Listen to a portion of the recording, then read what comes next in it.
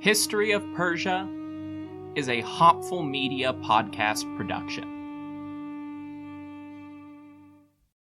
This holiday season, give yourself the gift of quick, easy, flavorful, and nutritious meals. Factor is America's #1 ready-to-eat meal delivery service, and they can help you eat well for breakfast, lunch, and dinner. Factor meals are chef-prepared, dietitian-approved, and delivered to your door, ready to eat. So you can save time and stay healthy while staying on top of all your holiday responsibilities. Cross meal prepping off your to-do list with 35-plus fresh, never-frozen meals that are hot and ready in just 2 minutes. Factor offers options to fit your lifestyle and preferences, whether it's calorie smart, vegan and veggie, or their protein plus option. This December, get Factor and enjoy eating well without the hassle. Just choose your meals and enjoy. Head to factormeals.com/Persia50 and use code Persia50 to get 50% off. That's code Persia50 at factormeals.com/Persia50 to get 50% off. This podcast is brought to you by Royal Fratricide. Attention, princes and kings! Does your empire have 1 million or more subjects? Do you feel like you would do a better job of leading the wayward masses than your idiot brother? Or perhaps you know that he has no right to rule because you were born at a better point in your father's life. Well then, I have a deal you can't pass up. Royal Fratricide. Simply attach 1 bottle of fratricide to the end of your spear and apply it liberally to any siblings you think might threaten your ability to claim the throne. Whether they have your father's favor, a cohort of annoying priests, or just bother you sometimes, Royal Fratricide will secure your position in the history books. Go to historyofpersiapodcast.com/Royal Fratricide and use promo code BROTHERS to get 10% off your kingship today. Royal Fratricide does not take responsibility for any coups, plots, or usurpations resulting from use. This ad is to be considered parody. Hopful Media does not endorse X sides of any sort. Please stab responsibly.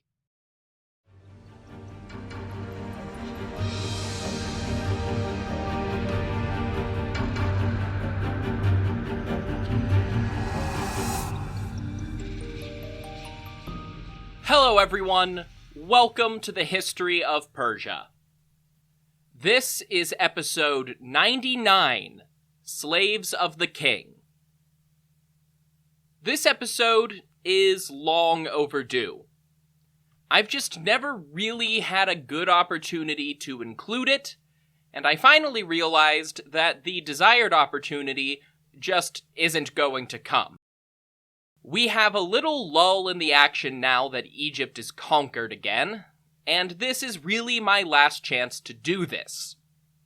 Once the narrative resumes, we will enter a long, dark tunnel in the history of Persia, and when we emerge into the light, nothing will be the same. Today, we are looking at the whole span of Achaemenid history to understand the lives of the little people. The farmers, builders, and servants who kept the Persian juggernaut moving for over 220 years. You know, the vast majority of humanity, who most of us might actually be able to relate to. It's a shame that there's really only 1 episode here, but unless you really like the intricate details of pottery style, or catalogs of rations, there's not much to say. Other sources are dominated with the concerns of the political and economic elite. The very first thing to do is wind the clock all the way back to 539 BCE, with Cyrus the Great's triumphant entry into Babylon, and the proclamation of his divine right to rule with the Cyrus cylinder, which I discussed all the way back in episode 8, Fill in the Titles. Which, by the way, is now freshly remastered and up to the current recording standard, as are all other episodes before episode 12. For those that need a refresher from an episode I released 4 years ago, the Cyrus cylinder is a proclamation from Cyrus the Great which was inscribed on a traditional Mesopotamian foundation cylinder. It was produced immediately following his capture of Babylon in 539 BCE. The inscription is written in typical Babylonian Akkadian and describes how Cyrus was the chosen one of the chief Babylonian god Bel-Marduk. He was selected to rise up and replace the Babylonian king Nabonidus, who had neglected his duties to the capital and to Marduk by overly patronizing the moon god Sin. That's basically all of it. The cylinder itself was buried in the foundations of that temple, where it remained until 1879 when it was excavated by the Assyrian archaeologist Hormuzd Rassam on behalf of the British Museum. Copies of the text on simple tablets have been found in several Babylonian towns. So we know the message was promulgated in public, but in antiquity, these documents were not treated as particularly significant. And they were only really of interest to niche historians when they were rediscovered in the 19th century. Then, in 1963 AD, another Iranian king described his ancient predecessor's message to the conquered Babylonians in a very, very different way. Muhammad Reza Shah Pahlavi was the reigning king of Iran. A few years before, he declared himself the Shahanshah, the King of Kings, the first one of those Iran had seen in centuries. But shortly after, a CIA-backed coup, or at least pseudo-coup since it only deposed half the government. That intervention came through an international effort to oust Mohammad Reza's prime minister, Mohammad Mossadegh, in 1953. If you have a problem with that description, please, for sake, read about it. The CIA has admitted this, the details are all public. Kermit Roosevelt, son of President Theodore Roosevelt, was in charge of CIA operations on the ground in Iran. You can't make it up. But I digress. That's not really what we're talking about today. Knowing that this was after the 1953 coup is just important groundwork. Up to that point, the Shah had not taken much of an active role in his own government, instead relying on a succession of various prime ministers before Mossadegh. After that point, Mohammad Reza was not only increasingly involved, but increasingly autocratic. To be clear, he was not an absolute monarch by any stretch, but he exercised the full range of his constitutional powers and then a little bit more after 1953. And a decade later, he published a book, laying out his plans for the White Revolution of Iran, a program of reforms to restructure Iranian society for the 20th century. You may guess by the fact that he was ousted by a conservative Islamic revolution 16 years later that this was divisive and riddled with economic problems. But again, I digress. His 1963 book, also titled The White Revolution, contains this passage, translated by me from a poorly OCR'd Persian copy, which is to say that it is a rough translation at best. I more intend to capture the message that the Shah was trying to convey than his specific words. The famous document of Cyrus, which is one of the most brilliant manifestations of the rights of freedom and justice in human history, according to this charter. For the first time, the right to freedom of opinion and other human rights, as far as it concerned Cyrus, were given. For the first time, this would be given to all peoples of the imperial nations, freedom from plunder and looting, which was the accepted method of conquest. Slavery was prevented, and since then it has almost always been so in this country. A shelter and refuge for all members of minorities of any kind, of ethnicity and religion. This is, to the best of my knowledge, or anyone else I can find writing about it, the first reference to the Cyrus Cylinder as the supposed first charter of human rights. It is not. You can read the actual translation. I'll post a link. It says nothing even related to human rights. It's also quite bizarre that the idea of the supposed Charter of Cyrus and its imagined contents appear fully formed in their very first publication. We don't know where this idea came from before it was published by Mohammad Reza Shah. It is also patently absurd to suggest that slavery was uncommon in Iranian history, given that it was only abolished by his own father in 1928. We can say that the Shah's conception of the Cyrus Cylinder connects one way or another to the history of the physical document itself. The large clay cylinder identified by Hormuzd Rassam in the 19th century is actually only part of the full text, labeled Fragment A by modern scholars. For a long time, this was the only fragment. The cylinder is damaged, particularly with a large chunk on one side, containing the very last lines of the inscription. Rassam's excavation actually did collect this missing part, completely intact but separated from the main cylinder. However, as a random chunk of clay, it didn't receive much attention for decades. Fragment B, as it is called, was first studied, translated, and published in 1920. But it was not until 1970 that it was definitively identified as the missing piece of the cylinder. Remember, the White Revolution was published in 1963. There is a fake translation of the Cyrus Cylinder. I won't read from it much, and I certainly will not link off to it because it's often hosted on websites brimming with other terrible history and nationalist propaganda. But this fake translation uses a real translation of Fragment A, then shifts to an obviously different, very obviously fake text right where Fragment B should be placed. The fake translation switches to a much more modern writing style, starts talking about Ahura Mazda instead of Bel Marduk and Nabu, and more importantly, tries to fit the Shah's conception of this document as a human rights decree. Particularly, I want to read out this utterly fake line.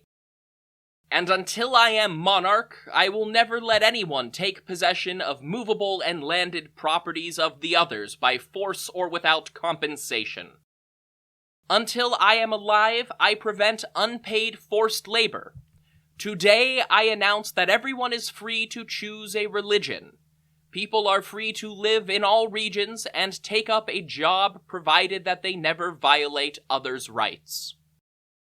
So the translation of whoever wrote this from modern Persian is obviously shaky, but that's not the point. Of course everyone was free to choose a religion. Nobody had ever not been free to do that in the Iranian world before this time, and for centuries after this time. But Cyrus absolutely, positively, did not, in any way, shape, or form, forbid the confiscation of property without compensation or ban unpaid forced labor. His empire and imperial ambitions ran on looted wealth from conquered cities and made use of conscript labor to build its burgeoning infrastructure.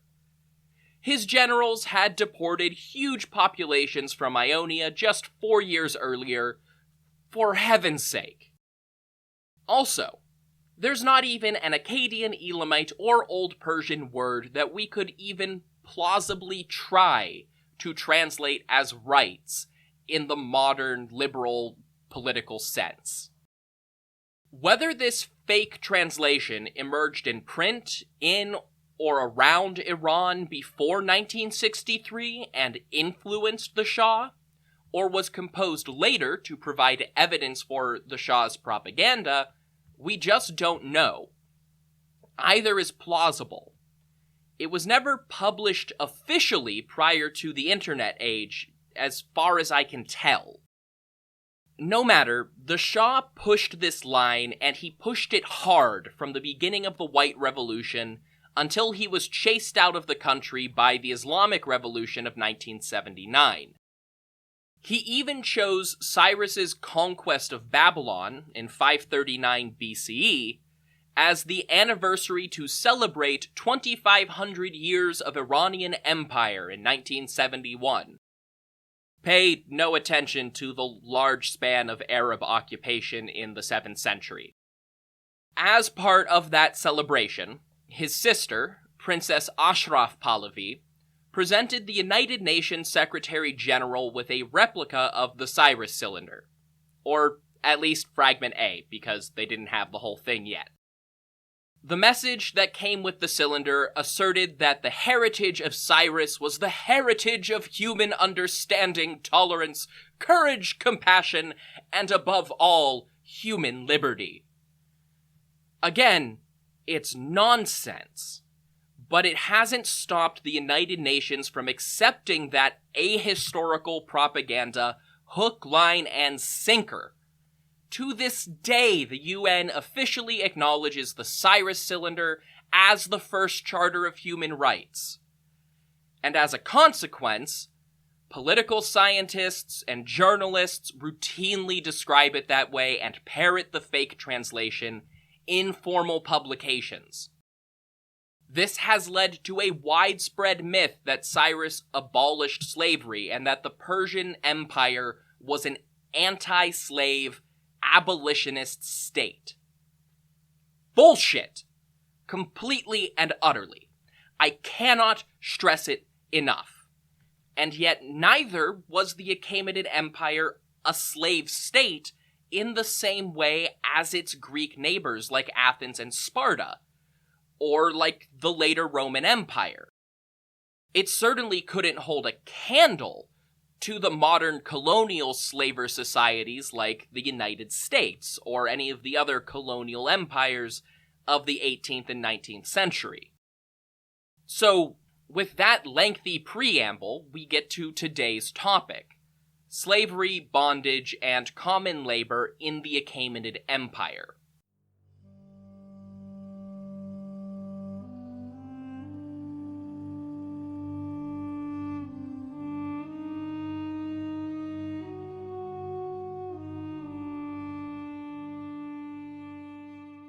This podcast is brought to you by Royal Fratricide. Attention, princes and kings! Does your empire have 1 million or more subjects? Do you feel like you would do a better job of leading the wayward masses than your idiot brother? Or perhaps you know that he has no right to rule because you were born at a better point in your father's life. Well then, I have a deal you can't pass up. Royal Fratricide. Simply attach 1 bottle of fratricide to the end of your spear and apply it liberally to any siblings you think might threaten your ability to claim the throne.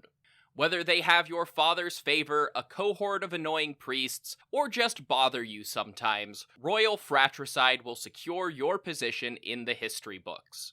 Go to historyofpersiapodcast.com/Royal Fratricide and use promo code BROTHERS to get 10% off your kingship today. Royal Fratricide does not take responsibility for any coups, plots, or usurpations resulting from use. This ad is to be considered parody. Hopful Media does not endorse X sides of any sort. Please stab responsibly.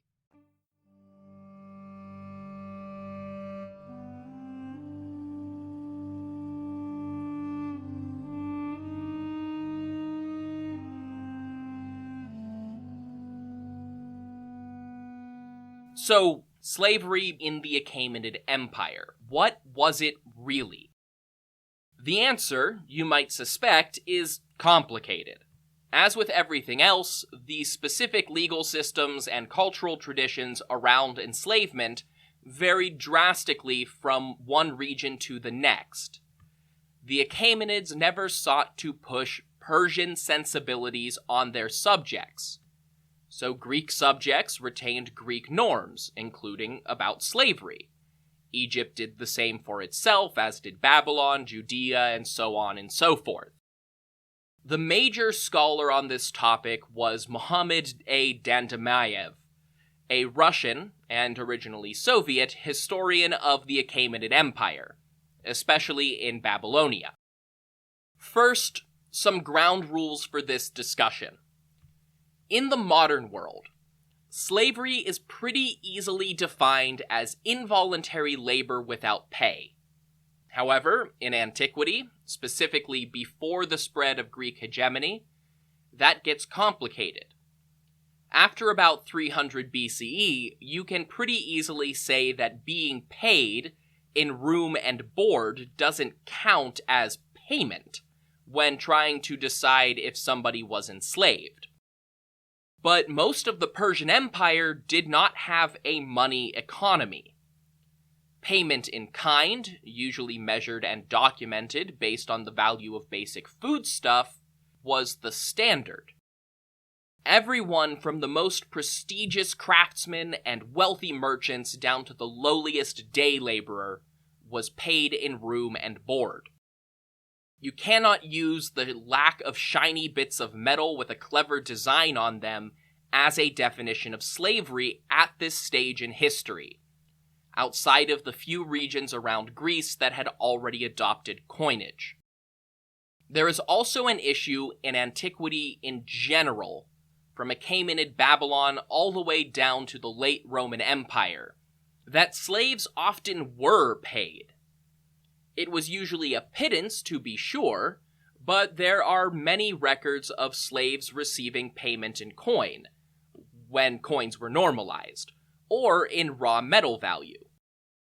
Unlike the mass chattel slavery of the early modern period, these ancient enslaved people had the leeway to spend at their own discretion or save up and buy their freedom. But crucially, they were still considered legal property rather than people.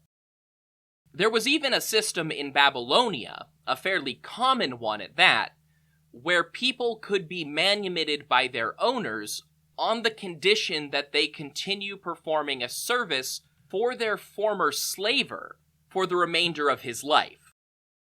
That probably still sounds like slavery to most people, because by most modern definitions, it is. But this deal freed the former slave from the threat of being sold away from their home and family. It provided them with the legal protections of a free person and gave them the liberty to pursue their own business ventures.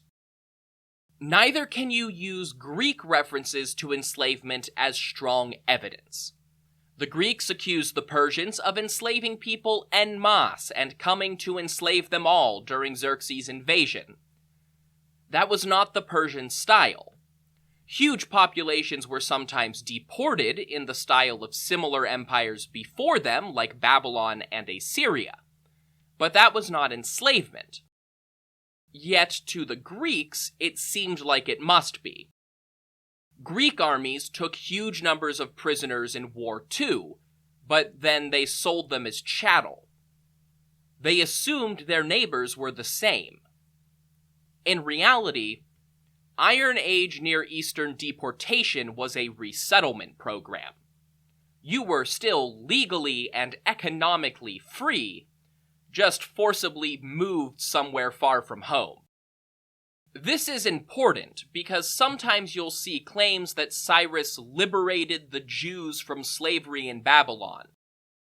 This is based on a combination of misinterpreting some biblical evidence like Nehemiah's discussion of Jewish debt slavery, and exaggeration of the Babylonian exile.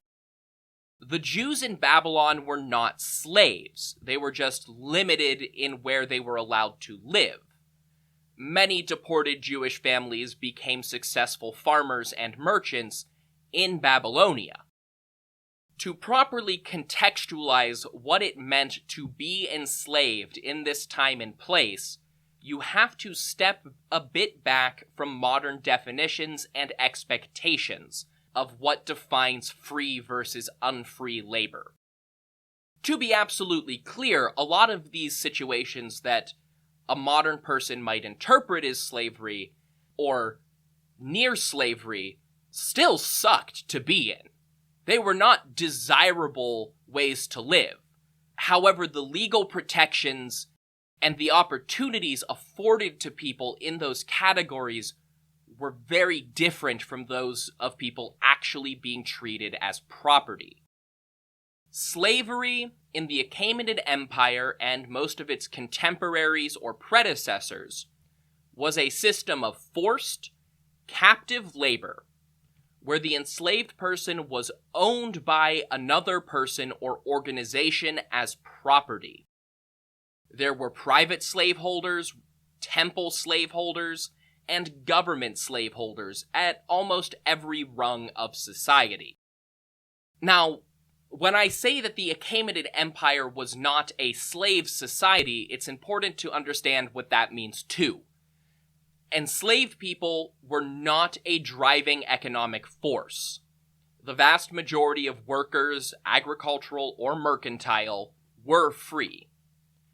They might have been bound by contract to work for a wealthier noble or merchant for extended periods of time, with very little room to negotiate. But if their overlord violated the terms of that contract, they could be taken to court. And when the contract expired, the workers had a legal right to pack up and leave. That may not have been economically viable, but the option existed. And if we interpret it not being economically viable to leave a position where you are technically compensated and allowed to leave your job, well then, McDonald's workers are enslaved too, so that's probably not a great way to define things. This was less true in the more Greek-influenced areas of Anatolia, where the slave trade was massive and large slave plantations were fairly typical institutions. The same was true among the nobility in Egypt.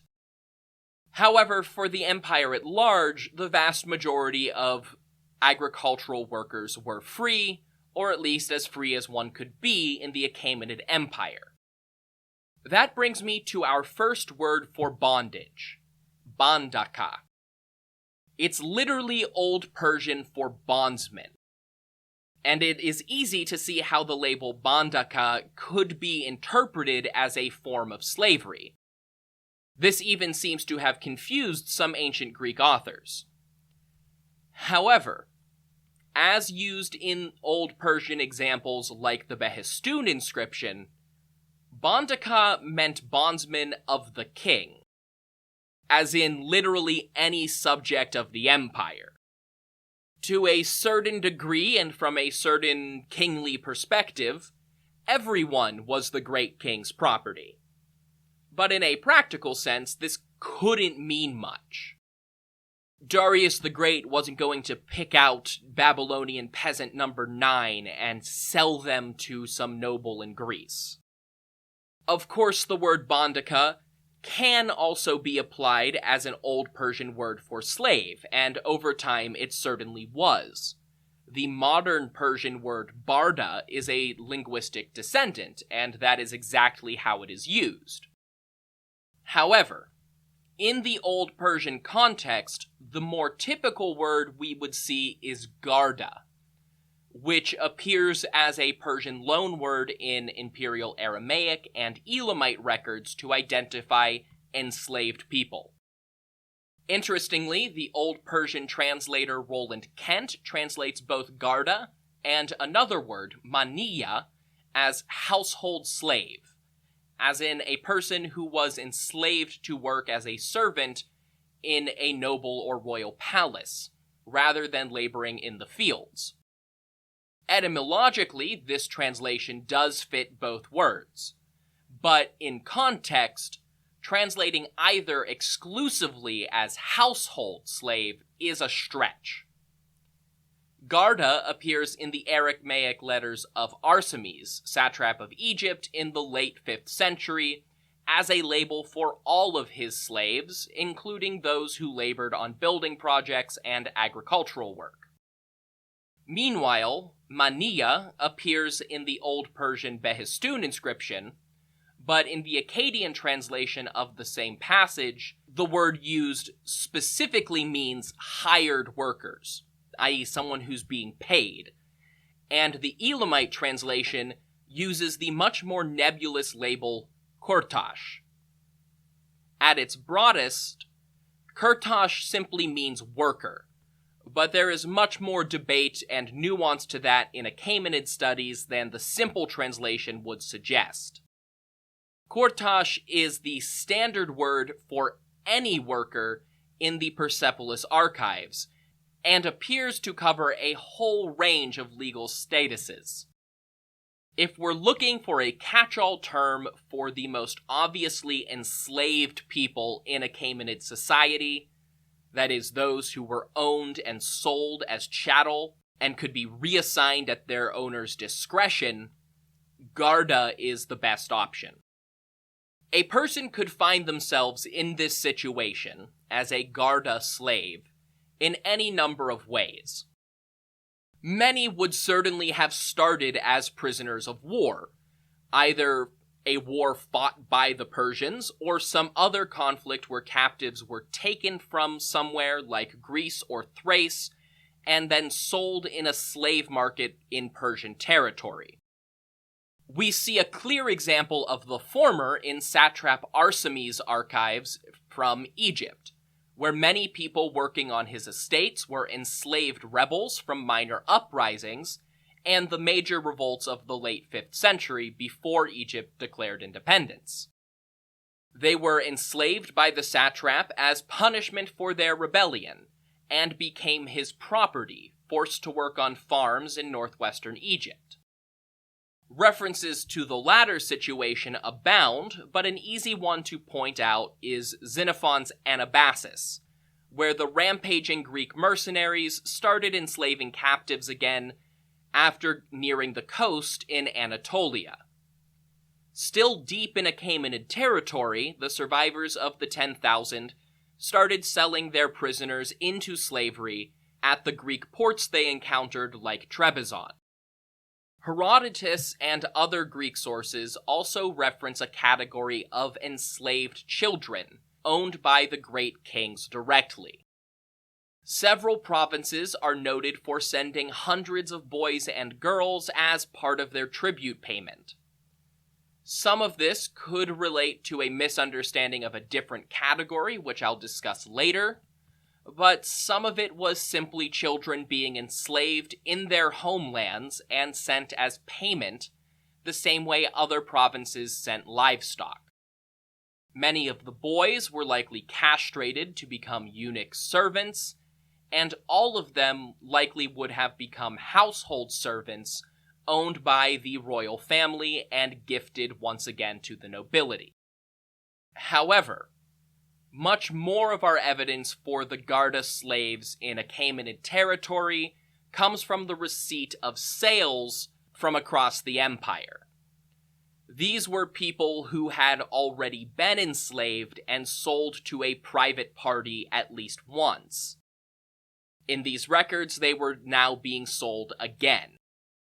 There are too many of these receipts and bills of sale to list them all. Major collections include both the Jewish and Egyptian temples on Elephantine in Egypt, the Agibi and Marashu family archives from Babylonia, and the Samaria papyri. That last one is a collection of administrative records from the Samaritan home city north of Judea, and is almost exclusively related to the slave trade. European Greek records are also enlightening in regard to the Achaemenid slave trade because they show a large number of people from Anatolian cultures, including other Greeks, Carians, Phrygians, Lydians, and Paphlagonians, all enslaved and sold in Greek markets. A fairly typical example of these slave trade records can be seen in the Persepolis fortification archive. The PFA does not include many explicit records of Garda, which is partly why I want to highlight this specific example from the home province. Quote, Razamarma, son of Razamamarga, and Aspumetana, son of Asputatika, sold their slave women Kardara and Patiza to a Babylonian for 2 2/3 minas of silver. Based on the names, Razamarma and Aspumetana were Persians, or at least Iranians, selling a pair of enslaved women, also Iranians, to a Babylonian. 2 2/3 minas would be about 2 1/3 kilograms, or just shy of 2 pounds of precious metal, the low end of the standard price of 2 enslaved people in Babylon, and the rough equivalent of a bare subsistence wage for 20 years. Part of the reason we don't hear much about blatant chattel slavery in the Persepolis archives is because most of the clearly enslaved people there would have been household servants, while the archives themselves are largely concerned with manual labor. Instead, the Persepolis records are primarily concerned with the Kurtash. Strictly speaking, as I said, Kurtash means workers in Elamite. It is therefore only used in Elamite texts, primarily from Persepolis. However, similar systems to the one at Persepolis existed throughout the empire, and rather than using an Egyptian word here, an Elamite there, an Aramaic one over here, we tend to just say Kurtash, especially because the Persepolis archives are the most detailed source for this system. Some of them were enslaved.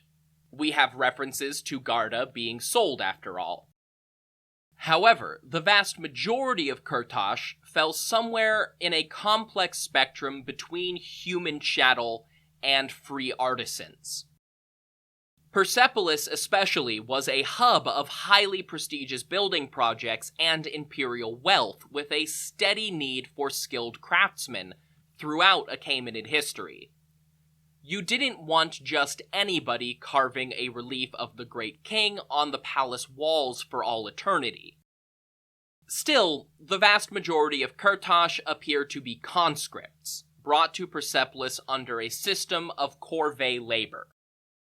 If you can't tell, corvée comes from French, and originally referred to the medieval and early modern system under which French subjects could be called up and forced to work on public works by anybody above them in the feudal hierarchy, from landlords all the way to the king. The word corvée has been extrapolated to describe a number of very similar systems dating all the way back to the Egyptian Old Kingdom. The very early pharaohs used corvée labor to build the pyramids, for example.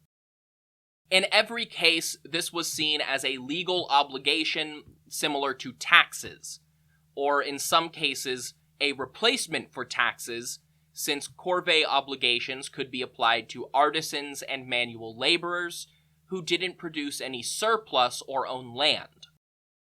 Kurtash were recruited as corvée labor by the Achaemenids from all around the empire. Some were simple laborers like bricklayers, quarry workers, canal diggers, and so on. Those kinds of people could come from just about anywhere. If you can swing a hammer or scoop a shovel, you were good enough. Others were skilled artisans selected specifically to implement a particular style in the Achaemenid palaces, primarily drawn from Babylonia and Egypt. A great example of similar corvée labor elsewhere in the empire would be Xerxes' Canal circumventing Mount Athos in the Chalkidikes. Thracians, Greeks, and Phoenicians were all brought in to work on the project as manual labor, including highly complex engineering projects. This sort of infrastructure work had the dual purpose of building an important construct for the government and bringing people from across the empire together to interact with one another. It was both a work gang and a networking event. Other Kurtosh do appear to have been prisoners of war. Most notably, several dozen Greek women suddenly appear in the PFA during the mid-490s, right at the tail end of the Ionian Revolt. They are noted in the records as being pregnant and thus receiving extra rations, but they were also set to hard labor digging canals while pregnant. And if you see where this is going, hit the skip button. It's just a sentence. There is a very high chance that these women were victims of sexual assault, violated by marauding Achaemenid soldiers when their home cities were captured and sacked in Anatolia. It is technically possible that these women and other Greeks who begin appearing in the archive near the end of Darius's reign were truly enslaved and held as chattel by the Achaemenid government. However, that wouldn't really fit the overall pattern we see from other Greek prisoners of war. From Cyrene to Euboea to the Thracian coast to Ionia, there are stories of mass deportation, including at least 3 that note exactly where the exiled Greek prisoners were settled, often in southern or eastern Iran. Several of them, particularly Herodotus's account of the Milesian deportees, references how the prisoners were first taken to the capital before being settled. It seems likely that these prisoners of war were used for forced labor temporarily before resettlement. That is, for all intents and purposes, a type of slavery, though they were never intended to remain permanently captive as free labor for the Achaemenids to exploit. It seems that this was their punishment for rebellion. In a legal sense, though, they were likely not considered slaves for things like court proceedings, because they were ultimately freed at the end of the day. That just about covers the major categories of forced labor in the Achaemenid Empire and their historical context. Much of it is undoubtedly slavery.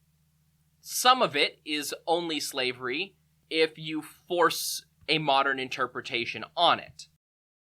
Others are slavery by modern definitions, but not most ancient conceptions of the institution.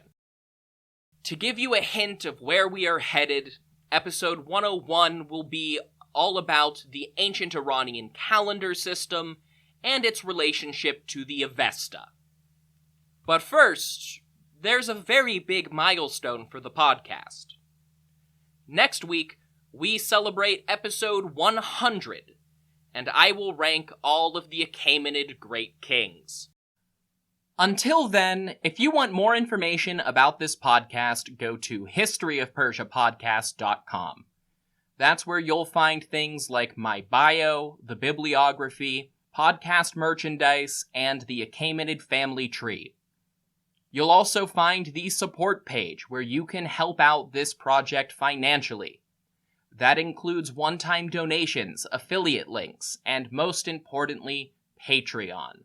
Also found at patreon.com/historyofpersia. Patreon offers a monthly subscription where you get access to things like bonus episodes, merchandise, discounts, ad-free listening, and reading recommendations. Subscription tiers range from just $1 to $20 and do a lot to keep the lights on. You don't have to spend money to support me, though. You can also do that by leaving a review on your podcast platform of choice, and most importantly of all, telling other people to listen. Independent podcasts live or die by word of mouth, so tell your friends, tell your family, and share on social media. You can find me at History of Persia on Twitter, or History of Persia Podcast on Facebook and Instagram.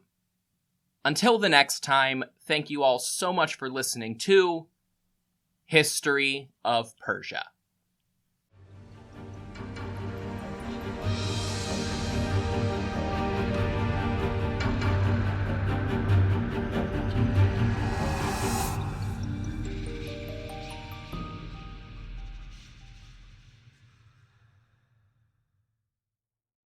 This podcast is brought to you by Royal Fratricide. Attention, princes and kings! Does your empire have 1 million or more subjects? Do you feel like you would do a better job of leading the wayward masses than your idiot brother?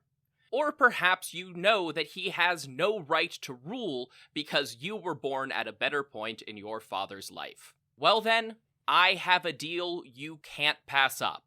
Royal Fratricide. Simply attach 1 bottle of fratricide to the end of your spear and apply it liberally to any siblings you think might threaten your ability to claim the throne. Whether they have your father's favor, a cohort of annoying priests, or just bother you sometimes, Royal Fratricide will secure your position in the history books. Go to historyofpersiapodcast.com/Royal Fratricide and use promo code BROTHERS to get 10% off your kingship today. Royal Fratricide does not take responsibility for any coups, plots, or usurpations resulting from use. This ad is to be considered parody. Hopful Media does not endorse X sides of any sort. Please stab responsibly.